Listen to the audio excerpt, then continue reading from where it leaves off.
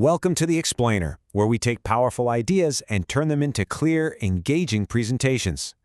Okay, so let's just dive right in. Ramadan is over, it's finished, and the biggest question on everyone's mind is, what's next? What is the single most important piece of advice we need to carry with us now? Well, it's captured perfectly in this one profound statement. It's not just about saying you believe, it's all about what you do after. And at the core of that idea is a concept called istiqamah. You can think of it as steadfastness or consistency.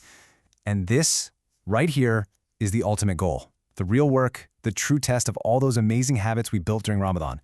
Well, that test begins today. Now, to really get what steadfastness means, we have to zoom out for just a second and look at the foundation of Islam itself. What is it, really?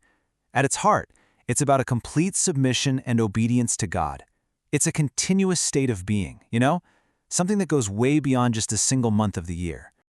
Look, it's a completely fair question. It can feel like you just ran a spiritual marathon and now someone's telling you to keep on running. But here's the beautiful part. Ramadan itself already gave you the answer. It proved to you that you are absolutely capable. What's so incredible about this is how it totally reframes what Ramadan was. It wasn't just a month of worship. Think of it more like a training ground, a 30-day spiritual boot camp. It proved to you and to me that we have the strength inside of us for year-round devotion. You literally just spent a month proving to yourself that what once seemed impossible is totally within your grasp. And that brings us right to the celebration of Eid. Because, you see, the joy of Eid isn't just handed out to everyone. It's conditional. The happiness you feel is a direct reflection of the month you just had. This just lays it out so clearly, doesn't it? The two possible states a person can be in on the day of Eid. On one hand, you've got the person whose joy is earned. It's a real celebration of achievement. And on the other, someone who just let the days pass by. For them, what is there, really, to be joyful about? The poet Al-Mutanabbi captured this feeling of emptiness perfectly. It's like he's asking Eid, are you here to celebrate a real change, or are you just marking time? It's the sad question of someone who went into the month one way and came out exactly the same. For that person, Eid doesn't have any real meaning. So how do we make sure our Eid isn't empty? How do we find that true, earned joy? Well, the answer lies in how we choose to adorn our Eid. And it's not about the fanciest clothes or the biggest parties. It's about channeling all that spiritual energy into one of the highest acts of worship we can do, honoring our parents. And listen, this isn't just some nice cultural tradition. This is a divine command. In the Quran, God himself puts these two things side by side. He says, be grateful to me and to your parents. That connection, it's explicit, and it is incredibly powerful. And if you want to understand just how crucial this is, we have to look at this powerful lesson from Abdullah ibn Abbas, one of the Prophet's companions.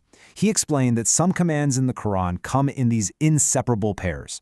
He pointed out 3 specific pairs of commands that are so deeply connected, so intertwined, that God literally does not accept one if you neglect the other. I mean, that's an incredible statement. Let's see what they are. Okay, just look at this table for a second. The first 2 pairs, they make perfect sense, right? Obey God, obey his messenger. Got it. Establish the prayer, give the charity, of course. But then look at that third one.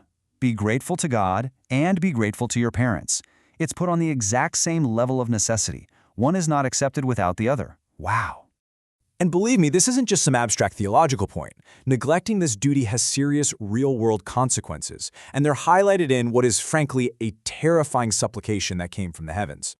Just let the weight of that sink in. The angel Gabriel makes a prayer for complete and utter humiliation upon the person who has their elderly parents with them, who are described as 2 open doors to paradise, and they fail to serve them and earn their way in. And then the Prophet Muhammad himself says Amin to this prayer. The stakes could not possibly be higher. And sometimes this respect isn't about shouting or open rebellion. It's found in these really subtle actions. I mean, think about it. Always having to win the argument, raising your voice just that little bit higher, walking a few steps ahead of them on the street. These are things so many of us might do without even a second thought, but they are all considered forms of hukuk, or disrespect.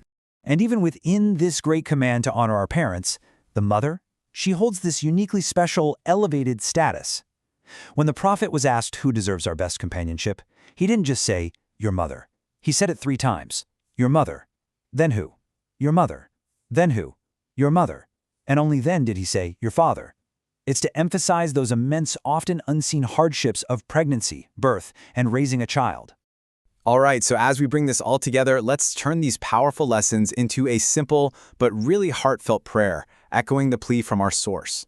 Because that's really the ultimate goal, isn't it? Not just to be good to them while they're here, but to ask God to grant us the ability, the honor, to keep showing them kindness in this life and to keep praying for them in the next. It's the ultimate form of gratitude. And so we're going to leave you with this final thought. The fasting is done. The night prayers are complete. But the real celebration, the truest way to adorn your Eid, is waiting for you in how you honor the two people who are your most direct path to paradise. So the question is, how will you answer that call?